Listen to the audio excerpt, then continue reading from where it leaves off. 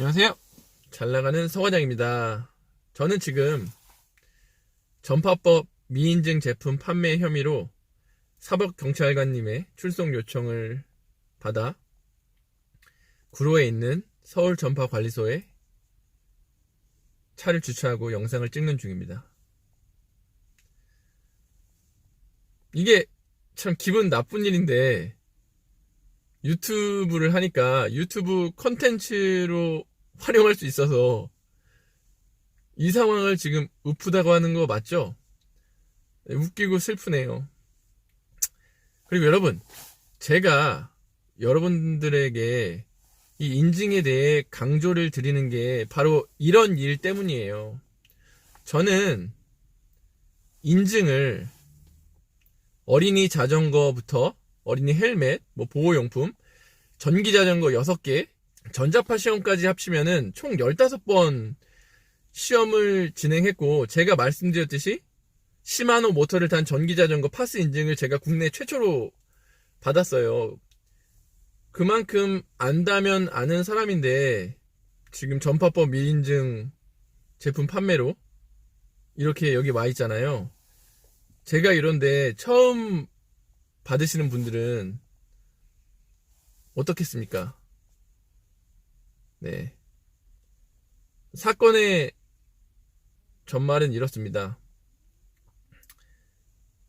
저는 전기 자전거 키트라는 제품이 있어요. 그게 뭐냐면 그냥 일반 자전거를 키트를 붙이면 전기 자전거로 사용할 수 있는 거예요. 이 스마트 모빌리티 시대에 매력적인 제품이죠.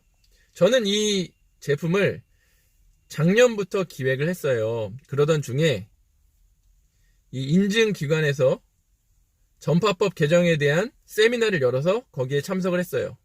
세미나 도중에 어떤 한 분이 질의응답 시간에 이 전기자전거 키트 인증에 대해서 물어보더라고요. 저도 귀담아 들었죠. 그랬더니 그쪽 답변이 이 키트가 어떤 재질의 자전거에 달릴지 몰라서, 예를 들어 카본에 달릴지 알루미늄에 달릴지 스틸에 달릴지에 따라서 전자파가 다르게 나오는데 어떻게 그 기준이 있을 수 있겠냐라는 답변을 받았어요. 네, 되게 그럴듯하죠?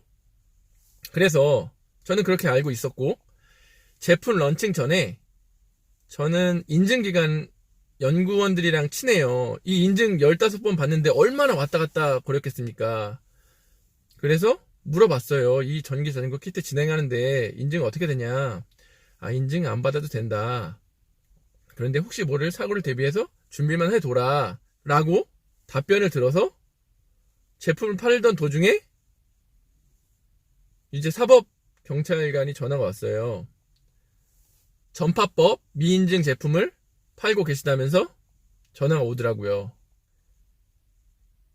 물론 저에게 잘못된 정보를 준 그 인증 업체 연구원 그리고 세미나 때 발표할 그분들한테 따질 필요도 없어요. 이거는 제 무지가 낳은 잘못이고, 이거는 제 책임이고, 이 기회를 통해서 저도 더 많이 공부했고, 제 이런 내용들을 여러분들한테 전달 드릴 수 있어서, 네, 한 번 더 성장하는 계기로 삼도록 하겠습니다. 제 별명이 긍준이에요. 네, 긍정적인 준. 저는 이제 들은 바로는 블랙리스트에 올라서 제가 앞으로 인증을 받은 제품은 미인증 제품 특별 단속 기간이 되면 블랙리스트에 오른 사람들의 제품들부터 먼저 검사를 한다 하더라고요. 앞으로는 더 잘 알고 이런 일이 발생하지 않을 거기 때문에 전혀 걱정은 안 돼요.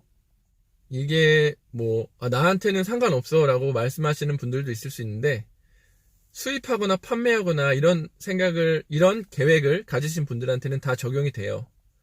이 공산품 중에 KC 안 받는 제품은 거의 손에 꼽거든요. 그렇습니다. 그리고 나는 안 걸리겠지, 나는 뭐 걸려본 적이 없어 하시는 분들도, 이게 제품안전협회나 이런 사법경찰관들이 단속을 해서 걸리는 경우보다 경쟁업체들이 잘 되면 신고를 해요. 저도 이 전기자전거 키트 국내에서 좀 크게 하는 곳이 한 곳이 있는데, 그곳이 저를 신고했을 가능성이 매우 커요. 제가 시마노 전기자전거 인증 최초로 받아서 팔고 있을 때도 사법경찰관이 두세 번 매장에 찾아와서 다 검사받고 그랬어요. 인증 다 받은 제품인데 그냥 찔러보는 거예요. 너네 한번 걸려봐라. 그런데 이게 저도 제 제품, 물고기 낚시 놀이 세트 알아보면서 미인증 제품들 여러 받고 말씀드렸잖아요. 그분들 신고하면 저처럼 똑같이 끌려오는 거예요.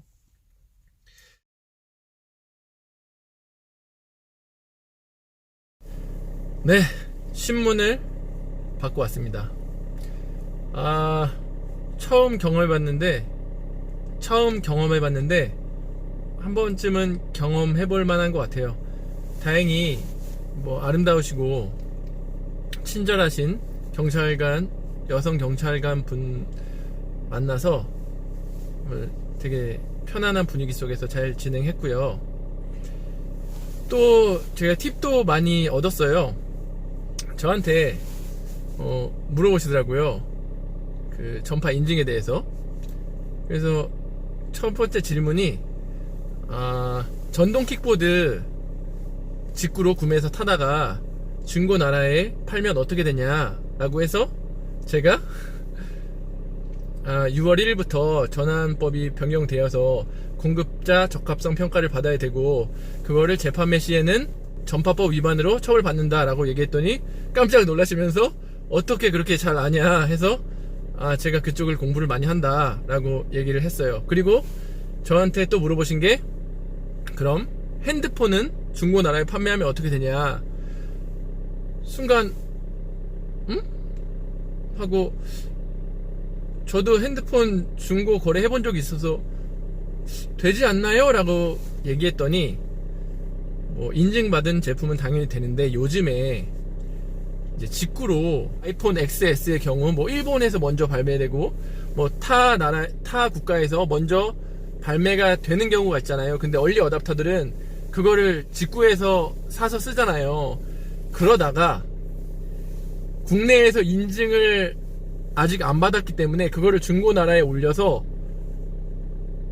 팔면 그게 신고가 되고 여기 엄청 많이 온다는 거예요.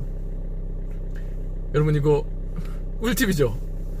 그래서 이 제대로 인증받고 파는 업체가 중고 나라에 소팅을 딱 한 다음에 그걸 다 신고해버린대요. 그래서 지금 이 전파관리소가 엄청 바쁘다고 합니다. 그리고 이제 제 수입 부분도 물어보셔서 수입을 말씀드리니까 깜짝 놀라며 직장인이 어떻게 그러냐 라고 말씀하셔서, 제가 조사 끝나고 이제 인증사진 신사임당 님의 유튜버와 제 유튜브를 구독을 시켜드렸어요. 이거 보고 공부하셔라. 요즘에는 돈을 벌 수 있는 시대다. 그분이 이제 퇴직해서 노후를 걱정하시더라고요. 그래서 본의 아니게 창업 컨설팅을 또 한 20분간 하고 왔습니다. 정말 뜻깊은 경험이었고, 하지만 다시는 겪고 싶지 않네요. 여러분들한테도 제가 정보를 잘 전달해서 이런 일을 겪지 않도록 도와드리겠습니다.